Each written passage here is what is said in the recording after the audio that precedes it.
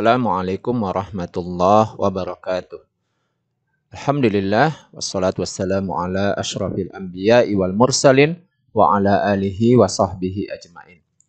Pemirsa channel Ilmu Waris yang dirahmati Allah, jumpa kembali di segmen kita kali ini. Kita akan membahas pada segmen konsultasi waris, yaitu sebuah pertanyaan yang masuk dari ke redaksi channel Ilmu Waris, yaitu pertanyaan apakah istri kedua mendapatkan waris atau tidak. Selengkapnya pertanyaannya itu adalah seperti yang masuk ke kami adalah ini pertanyaan dari masyarakat. Ustadz, mohon izin bertanya, bapak kami baru saja meninggal dunia, kemudian keluarga yang ditinggalkan adalah istri, ibu kandung, kemudian seorang anak laki-laki dan seorang anak perempuan. Sebagai informasi, istri yang ditinggalkan adalah istri kedua. Bapak baru sekitar setahun menikah lagi setelah wafatnya ibunda kami. Pertanyaannya, apakah istri kedua ini juga mendapatkan waris dari bapak kami yang baru meninggal? Nah, jika dapat, berapa bagian harta warisnya? Nah, untuk menjawab pertanyaan ini, pertama kali kita perlu memahami dulu mengenai sebab terjadinya pewarisan. Jadi sebab terjadinya pewarisan yang kita sebut sebagai asbabul miras, yaitu sebab pewarisan itu ada 3. Jadi sebab pewarisan itu ada 3. Yang pertama itu karena pernikahan, kemudian yang kedua wala. Wala itu artinya memerdekakan budak, dan juga nasab. Yang pertama karena pernikahan. Jadi seseorang itu bisa mendapatkan waris atau sebab mendapatkan waris karena sebab pernikahan. Katakanlah ada seseorang yang meninggal, mayit yang akan kita bagikan harta warisnya. Kenapa seseorang itu bisa mendapatkan waris? Yang pertama karena dia adalah suaminya, ya. Yang atau adalah istri. Ya, suami atau istri ini adalah sebab karena pernikahan. Yang kedua adalah sebab karena al-wala, memerdekakan budak. Jadi seorang laki-laki atau perempuan yang membebaskan budak, dia menjadi sebab sehingga dia bisa mendapatkan harta waris dari seorang mayit yang meninggal. Nah, tetapi yang memerdekakan budak ini adalah ketika ada seseorang yang meninggal dan tidak ada lagi ahli warisnya, dan dulunya mayit ini adalah bekas budak, ya. Dan tidak ada lagi ahli warisnya yang hidup ketika dia meninggal. Maka kemana hartanya itu jatuh kepada yang membebaskannya. Sekarang ini, terutama di Indonesia, perbudakan itu sudah tidak ada. Yang ketiga, sebab bisa mendapatkan harta waris itu adalah karena nasab. Nasab ini adalah hubungan kekerabatan. Nah, siapa? Mereka ini adalah, yang pertama adalah bapak, kemudian ibu, lalu kemudian kakek dari jalur bapak termasuk nenek, dan juga nenek dari jalur ibu. Nah, kemudian kalau keturunan mayit yang termasuk sebab mendapatkan waris karena nasab itu adalah anak laki-laki, kemudian anak perempuan, lalu kemudian cucu laki-laki dari anak laki-laki, dan cucu perempuan dari anak laki-laki. Kemudian saudara itu ada 3 macam, saudara kandung laki-laki dan perempuan, lalu kemudian ada saudara sebapak laki-laki dan perempuan, serta saudara seibu laki-laki dan perempuan. Kemudian anak dari saudara, kita sebut sebagai keponakan, yaitu anak laki-laki dari saudara kandung laki-laki serta anak laki-laki dari saudara sebapak yang laki-laki. Kemudian berikutnya adalah paman. Jadi paman ini termasuk orang yang berhak mendapatkan waris karena sebab nasab, ya, memiliki hubungan kekerabatan dengan mayit. Nah, selain paman kandung juga ada paman sebapak, lalu kemudian anak dari paman, ya, kita sebut sebagai sepupu dari mayit, tapi sepupu ini adalah sepupu laki-laki, anak laki-laki dari paman kandung, dan anak laki-laki dari paman sebapak. Sehingga kalau ditanyakan apakah istri ini, ya, istri ini maksudnya adalah istri kedua daripada mayit ini mendapatkan harta waris, jawabnya dapat. Jadi istri ini adalah istri daripada mayit, baik itu istri pertama, istri kedua, sampai dengan istri yang keempat. Ya, sehingga Jawabannya istri kedua ini mendapatkan harta waris. Dengan syarat bahwa pernikahannya adalah pernikahan yang sah sesuai dengan hukum syariah. Kemudian pertanyaan yang kedua, lalu berapa bagian warisnya? Nah, kalau kita petakan tadi, mayit, ini adalah suami, ahli waris yang ditinggalkan adalah istri, kemudian ada ibu, lalu kemudian ada anak laki-laki dan anak perempuan. Nah, dari sini bisa kita petakan yang pertama istri. Istri ini mendapatkan bagian waris 1/8 sesuai dengan surah An-Nisa ayat 12. Jadi istri mendapatkan 1/8 kalau ada anak atau cucu dari anak laki-laki yang hidup. Nah, kita dari sini anak laki-laki dan anak perempuan itu masih ada, sehingga istri mendapatkan 1/8. Kalau tidak ada, istri mendapatkan 1/4. Berikutnya ibu. Ibu kandung mendapatkan bagian waris 1/6.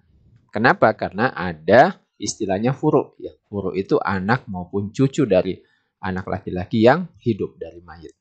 Kalau tidak ada, maka ibu bisa mendapatkan 1/3. Nanti akan ada lagi syarat dari jumlah saudara. Kemudian anak laki-laki dan anak perempuan ini mendapatkan bagian yang disebut sebagai asobah atau sisa. Jadi mereka ini berserikat dalam sisa yang disebut dengan asobah bil ghairi. Asobah bil ghairi. Nah, bagaimana cara perhitungannya? Cara perhitungannya itu kita masukkan data-data ini ke dalam sebuah tabel. Kita buat seperti ini.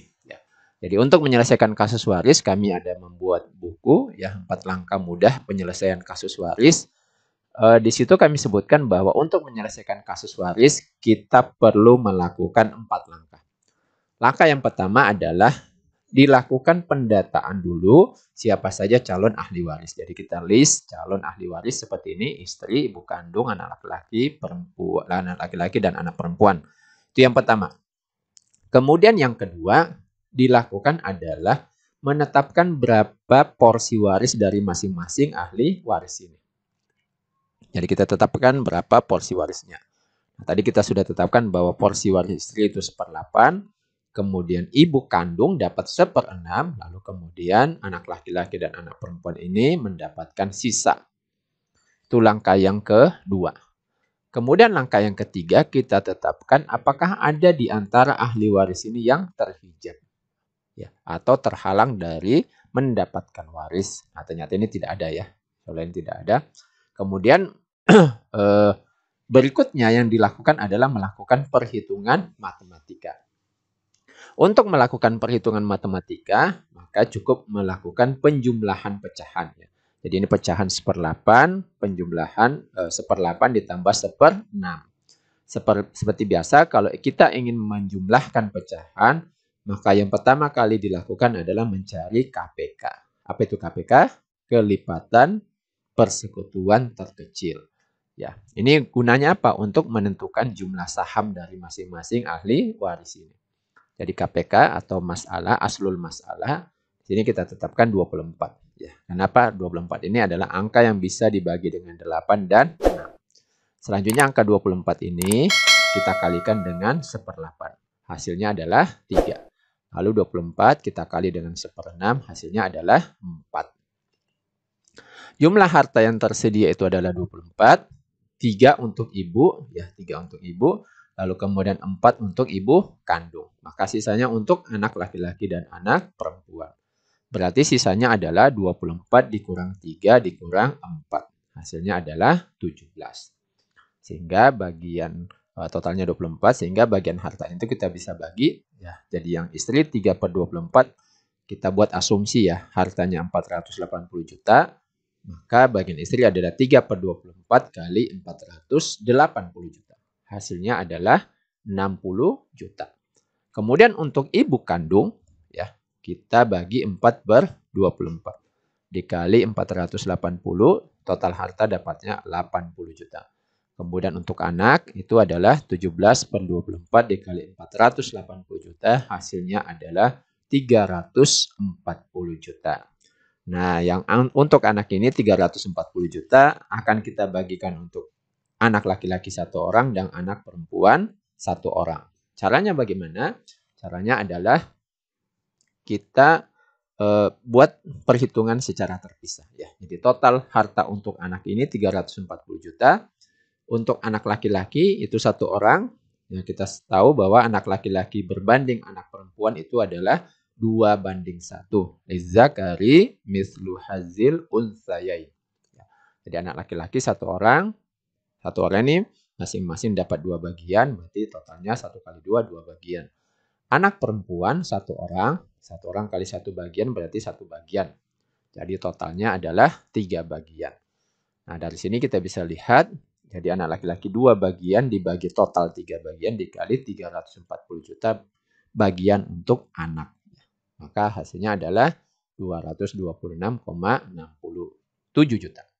Kemudian untuk anak perempuan itu adalah sepertiga. Sepertiga itu 1 dari sini, kemudian dari total 3. Dikali 340 ini adalah total harta untuk anak yang sisa tadi ya. Jadi totalnya adalah 113,33 juta. Jadi kalau kita kembali ke tabel yang tadi, maka bisa diuraikan seperti ini. Jadi untuk istri dapat 60 juta, ibu kandung dapat 80 juta.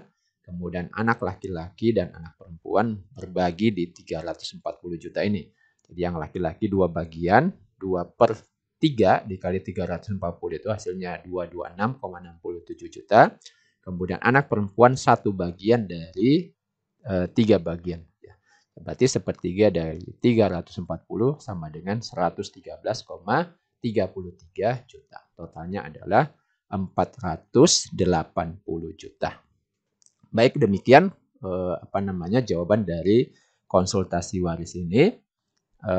Apabila pemirsa channel Ilmu Waris sekalian ada yang ingin bertanya, bisa mengirimkan pertanyaan ke nomor WhatsApp ini. Ya, insya Allah nanti kami akan bahas di channel ini. Dan jika ingin mendapatkan file daripada jawaban ini, bisa nanti mendownload di kolom deskripsi daripada video ini. Ya, demikian. Terima kasih. Semoga bermanfaat.